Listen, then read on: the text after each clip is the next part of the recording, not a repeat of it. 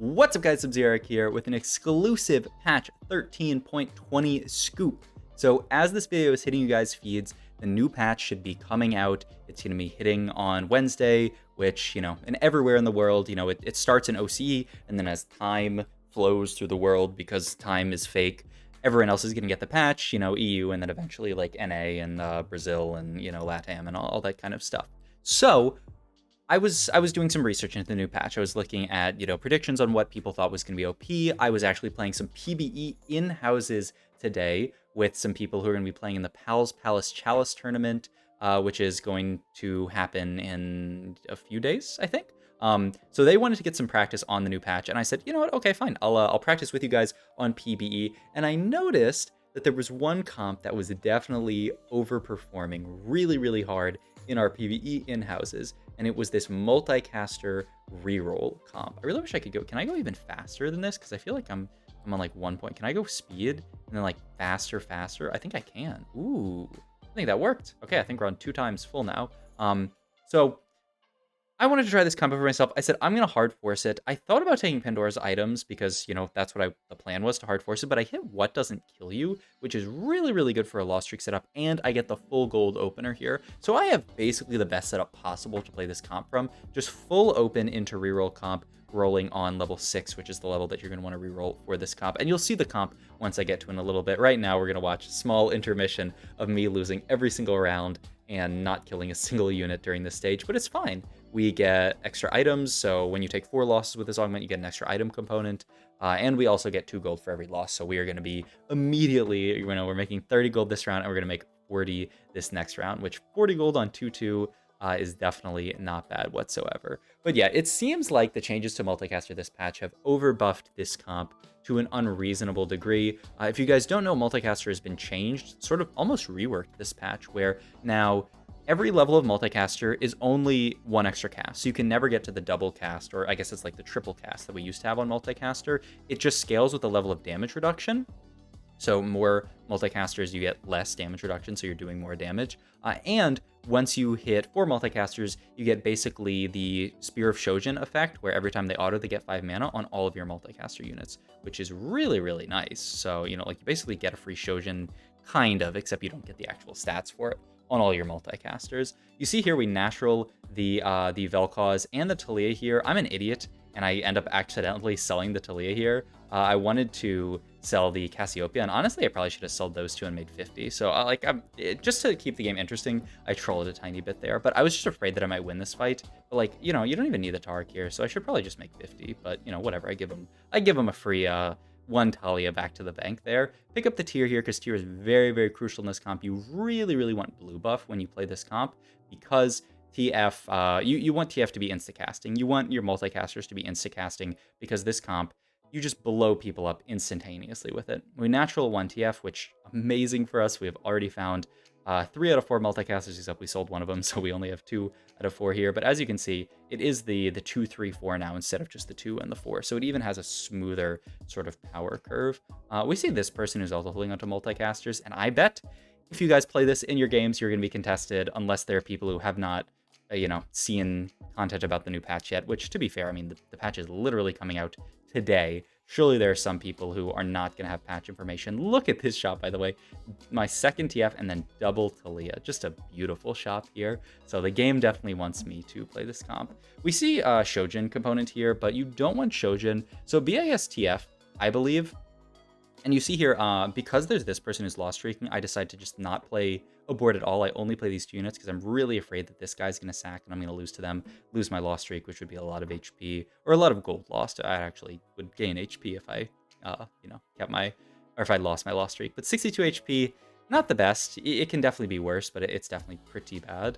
I'm so rich here that I am going to go level 6 here, and then I get like 1 reroll in, and your main front line in this comp is going to be Galio. So this is basically the board, except I'm playing a second TF over the slot that is going to be a Demacia unit. Early game, it tends to have to be something like Poppy, because you're not going to find a Jarvan until, at least level 5. But eventually, like late game, it definitely becomes Jarvan. We natural another tier and the Rod for Gunblade, so we do make the blue buff Gunblade here. And now we are going to roll down on 6 for the comp. Just going to roll to 50 here, not going to roll super deep here. And we immediately get some really nice upgrades, and the Poppy really, really nice. And then the TF2. So really great shops for the comp. We have a ton of gold to roll, so we are going to be able to hit this comp, but definitely fortunate on the shops. I think about maybe a Sunfire Slam, but I'm not 100% sure if Sunfire is good in this comp because you're just deleting units really, really fast. Also, Azir is great in this comp. It's just too early to hold him. He's probably your addition on level, I think it's level 8. Level, yeah, level 7 would be like Swain, and then level 8, I think, is this guy. Augment-wise here, we get the option of potentially either Silver Ticket or Cyber Bulk, or even Idealism. I opt for just Silver Ticket. This is a comp where you need a lot of gold to hit the entire board. So even though we have this extra gold, I'm just going to opt for Silver Ticket here so that we have enough gold to actually hit the entire board. Because I feel like if we don't take Silver Ticket, it's actually plausible that we might run out of gold, even with the gold opener into what doesn't kill you. I mean, you see, like, we're down to 40 gold here, and that's, you know, like, with an extra shop refresher too. So, you know, like, if we didn't have that, we could actually be, like, down to 30 or something, which is not too much gold. But yeah, this is basically the comp. We've hit the board at 3-2, which is what you normally would want to do when you're playing this comp. And now we are just going to slow roll level 6 and try to find the entire board. So, like, the Swain is a unit that you can hold on your bench. Also, check this out, by the way. So this is, of course, the team builder, which most people don't really use. But watch what happens when we see a few shops with the team builder with these units selected. It's a really cool new feature that they added this patch, which is it's really, really dope. This person's going the Void Reroll comp, by the way. I think this comp, it actually got buffed pretty considerably with changes to Rift Herald. Rift Herald charges faster and has like better AI. So like if Rift Herald's target dies, then she charges to the next target. So I think actually that, you know, that comp might be a really, really strong reroll comp as well. And maybe we're on 2-3 cost reroll, and, you know, we have people playing Void, and then we also have people playing TF. We will see. We'll definitely see. I just opt to finish the Bramble Vest here because I do want some kind of tankiness on my Galio here. And as we start to roll here, you will see, there you go. So like you see, my Vel'Koz has that little crest on it. That's what happens when you put a unit in the team builder now. It's really, really sick. So for people like me who, you know, like, maybe I'm afraid that I'm gonna like miss a Jhin during a roll down or something. If I'm, you know, like rolling on level 7 for Jhin or something, you just pop Jhin into the team builder, and all of a sudden it puts a little crest on the unit so that you don't miss it. So really, really nice for boomers like me who have bad APM for roll downs like this. You can just roll and look for the crest. I think this will actually, like, I don't know. I'm not like, I don't think a lot of people are really talking about this change, but like in my head, it's a pretty big change because this really assists roll downs for people who are bad at rolling like myself. Which I'm happy for, right? TFT is not supposed to be a game of mechanics. It's supposed to be a game of thinking. And I feel like rolling is one of the main areas where I feel like, you know, definitely mechanics can play a role, and I'm sad about it. But, you know, all good. I mean, there definitely should be like a small amount of mechanics in the game. I'm pretty sure I should have just sold a Swain there. I also do think, like, I mean, Swain should not be a high prio here, but like you definitely should look for Swain. Also, I think what's really important in this comp is bench prioritization. I think Sona is the least important unit, especially in this setup once we already have 6 Vel'Kozes and like so many of these other units. But like you will end up bench locked, I think, a decent amount in this comp just because of all the units that you're rolling for. And so like knowing what units to sell, like in this case, I think it's Sona. I think in most cases it's probably gonna be Sona, but if you have like a lot of Sonas, maybe it's something else. Then, you know, it's going to be quite important to, you know, be able to do that. We make Warmogs here, and then we make GS here. Dorwell's actually noted to me that GS looks really bad in the data for TF, which actually makes a lot of sense. He does do a lot of damage to backline. So if I wanted to greed for Giga BIS, I probably should GS the Vel'Koz. I do have this remover here, so I end up actually removing the GS and putting it onto Vel'Koz later, which I think is where it should probably end up going, because Vel'Koz is oftentimes targeting Frontline. I'm honestly, like, I wasn't sure. I feel like Unburdened actually might be good in a spot like this. I opt to just go for, like, Jeweled Lotus because I think it seems insane here. But, like, I would love to look at the stats on Unburdened in this spot.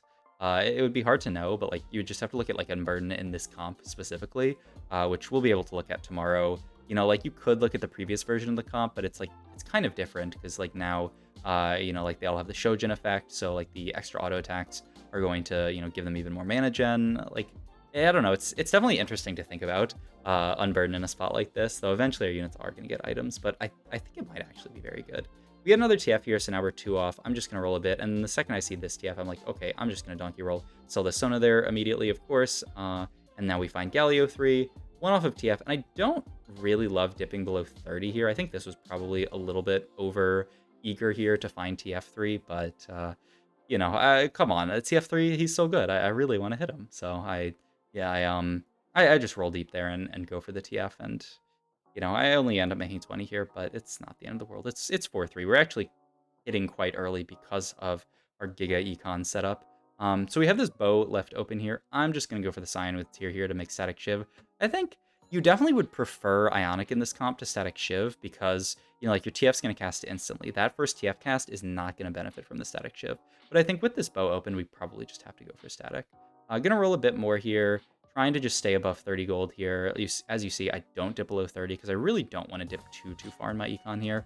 And now, as you can see, I'm actually team building, adding the Swain back in because I realized I did not have him in my team builder there, and I want him in my team builder. Also, just check this Rift Herald. He almost one-shots my TF too, which, to be fair, it's not like it's a TF3, and, you know, we do end up stomping this board, so, like, maybe it's kind of weak, but I do think, like, with the buffs to Herald, that comp could be a threat. As I said before, we are in not... Oh, actually, I don't think I said this at all, which I probably should note. So you may say, like, you may look at this lobby and say, oh, who are all these people in your lobby? Like, I've never seen these people's names before. And how are you playing a game on the new patch? I made an account on the OCE server so that I could play on the new patch early. But this does mean that I'm playing against some pretty low elo players. But I wanted to show off this comp. You know, TFT is a game where, like, you're kind of playing your own game. So I think, like, I enjoy a lot of the decisions I made this game. And I do end up playing against some pretty strong boards later. Like, low elo players, they aren't really good at like the way of getting to the strong board, but once they get to their board, you know, that board is as strong as any player building it. I really wanted to go for like a guard breaker or even like a Night Harvester on this TF here with the Jeweled Lotus, but I have to opt for Hodge, which is, it's okay. I think in spots like this, like, I really should start considering the Swain 3 as just alternative frontline. You know, like a secondary frontline. I think you should probably go for Swain 3 in a spot like this when you have this much gold. And I get the raid from T-Lights there. Pretty cool, right? But yeah, like, I think I should definitely look for Swain 3 here, but I really feel like I definitely should hold it there. Oh, I want to hold it at the last second, but I don't.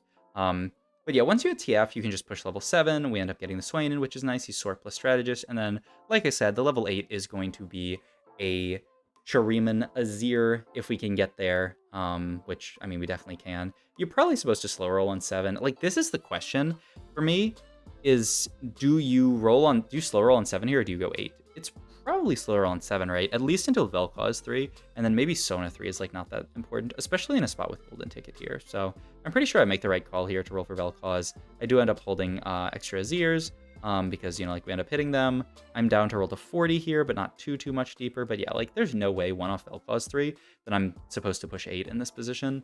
I guess my thought was that, like, I'm so rich that I could maybe push 8 and find everything on 8s, but I don't know. Hitting everything on 7 seems so good. But yeah, this board that we fight here, it's actually a 6 Zon board, which does a lot of work, surprisingly.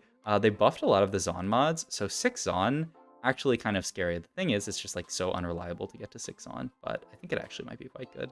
I go for Adapticone here, but I do also have the opportunity to go for a Night Harvester, and I'm not sure what's better. I feel like my intuition says that Adaptive Helm is better here, but it could actually be Night Harvester in a spot like this. I'm not 100% sure. But yeah, we roll here. We finally hit the Vel'Koz.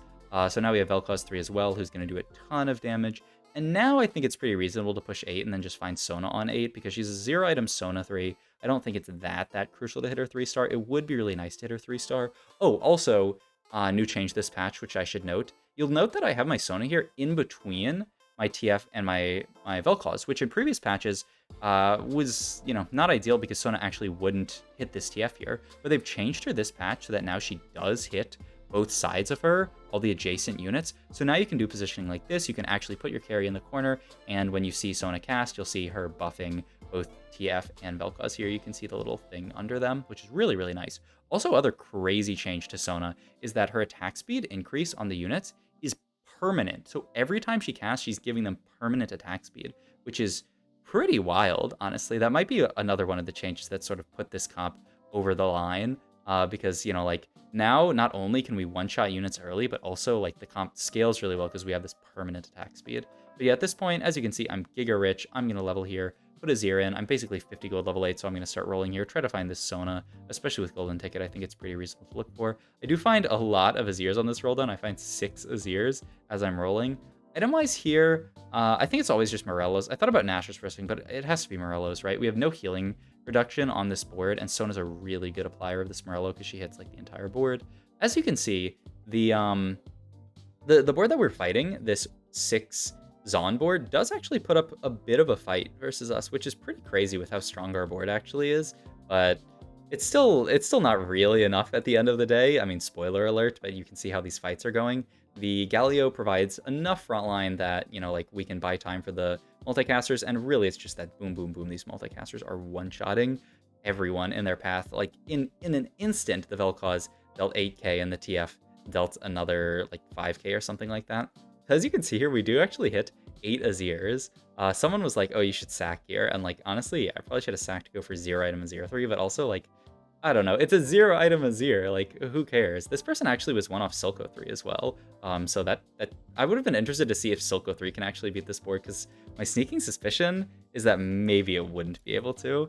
But yeah, this is actually a really quick VOD review, 16 minutes. That's like a new record for me, because I mean, it was just, you know, stomping on lower elo players. But I hope you guys enjoyed this video. Hope it shows off an insane comp. I do think this comp, from the games that I played on it, which is really just this game, seems absolutely nuts if you get to the board. It was really strong last patch, but they nerfed everything and I think buffed it, so seems like it is completely unreasonable. I think for everyone who is staying to the end, I will show, because Reuni, the Oceanic player, was like, hey, go look at the units win rates and then tell me if anything looks off to you. And if you look at unit win rates, Sona and TF up here higher than a bunch of the Ryze and Velvet, Vel'Koz, Alia, and Galio up here above Ryze's, Cassante, Ahri, like all of these units. So yeah, you can see the comp definitely seems a bit overtuned. All right, hope you guys enjoyed this video. I will catch you guys in the next one. Bye.